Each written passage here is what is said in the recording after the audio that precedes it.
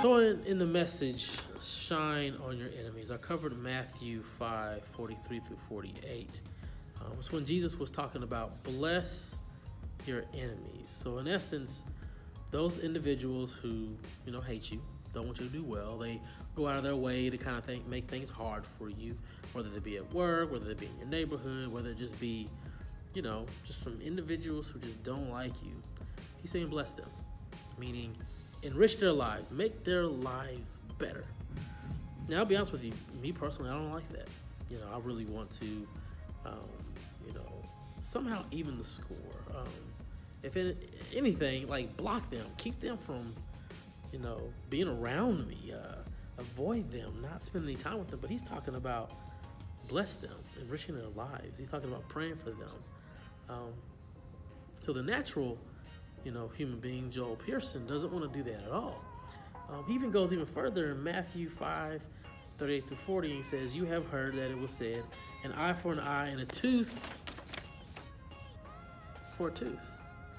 But I say to you, do not resist the one who is evil, but if anyone slaps you on your right cheek, turn to him the other also." So if someone smacks you, say, "That was a pretty good hit.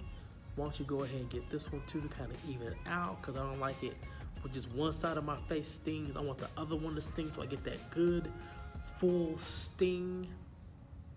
Yeah, just go ahead and do that. Yeah, let someone smack you once, and instead of hitting them back, offer the other one. Don't like that one either. Then it says, if anyone would sue you and take your tunic, let him have your cloak also. Sue you to tell the shirt, to take your shirt off your back. I also will say, well, that's a really nice shirt that you have taken from me, but don't forget to take this jacket because it goes really well with it. I mean, the blues just kind of go well. This a light blue jacket here with the dark blue undershirt. It's nice. It pops. It really, makes things look good. You gotta coordinate. You have to match. You have to make it look good. So not only have you taken me through this drawn out process of being sued, I've been embarrassed. You've pretty much proven your point and shown that I'm wrong and that you're right. I'm going to add to it by giving you my shirt and my tunic, my shirt and my jacket. I don't like that. And then, we have the story of the Good Samaritan, where it's someone who hates you. I help you not only get cleaned up, but I also give you room and board. So I just don't like where this is going. This just seems like a really hard life. I'm having to love my neighbor as myself, but also my enemies as myself. It doesn't make any sense to me. I know that God paid the ultimate sacrifice for me by sending Jesus Christ to die for my sins. And I'm okay with that. I like that he died for my sins. And I'm okay with telling other people that he died for their sins, and they need to get right with God because he died for their sins too. I'm good with preaching. I'm good with introducing people to God. But then loving my enemies and treating them well, even when they treat me poorly, I don't like that. And as I worked through this, I came to the conclusion that you have to be out of your mind to follow Jesus Christ. You have to be out of your mind. And I don't mean that more in the traditional sense. I mean that in kind of a new sense, is that I have to get out of my head. I have to get out of my thoughts. I have to get out of my flesh. I have to get out of my mind, the way I think things should be, and adopt a new life in which I do things the way God does them. And I need to get out of my mind and get into the Spirit of God. Actually, really, the Spirit of God getting into me, changing my heart, changing my perspective, and allowing his ways to be the center of my life so that I see things, well, hopefully one day see things the way he sees them.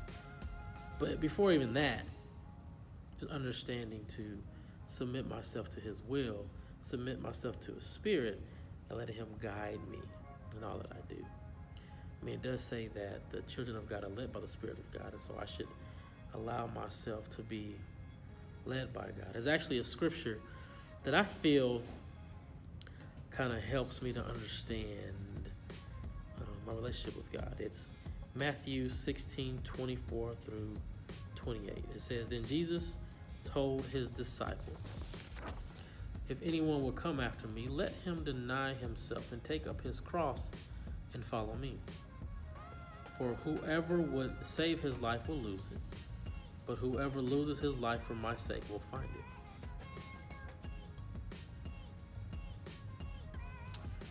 Who would save his life will lose it, but whoever loses his life for my sake will find it.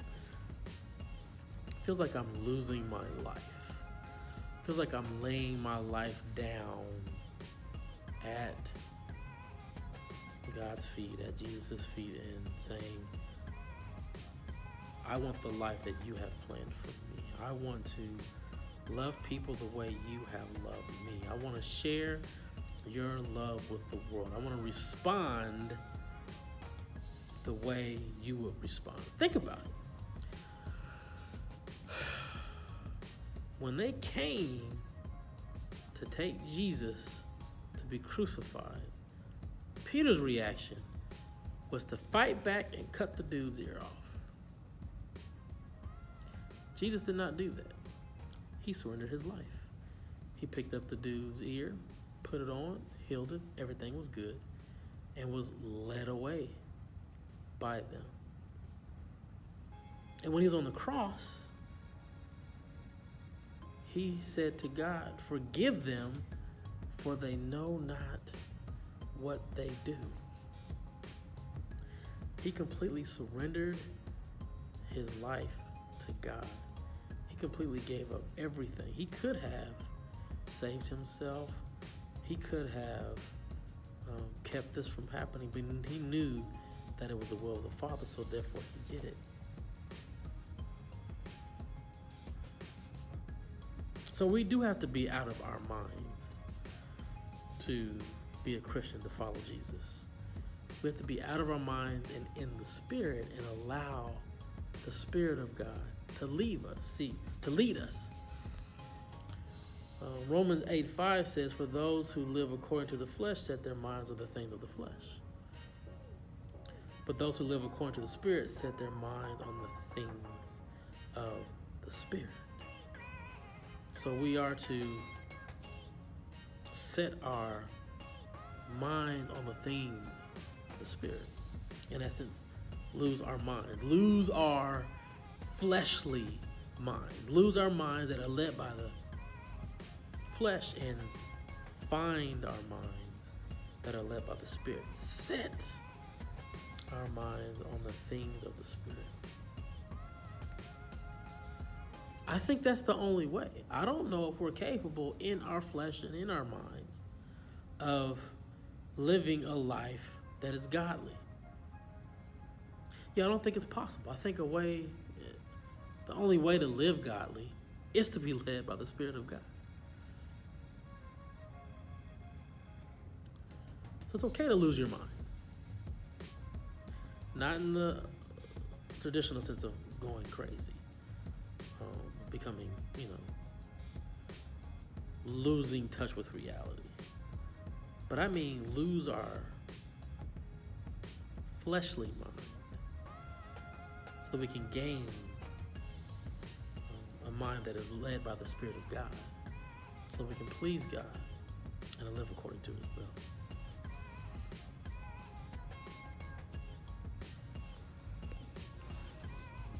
If you like that message, do me a favor and go ahead and hit the subscribe button. I'll put it right here. It'll be my face. Just hit the subscribe button. Then also hit the bell so you'll be informed of any of the messages that I post.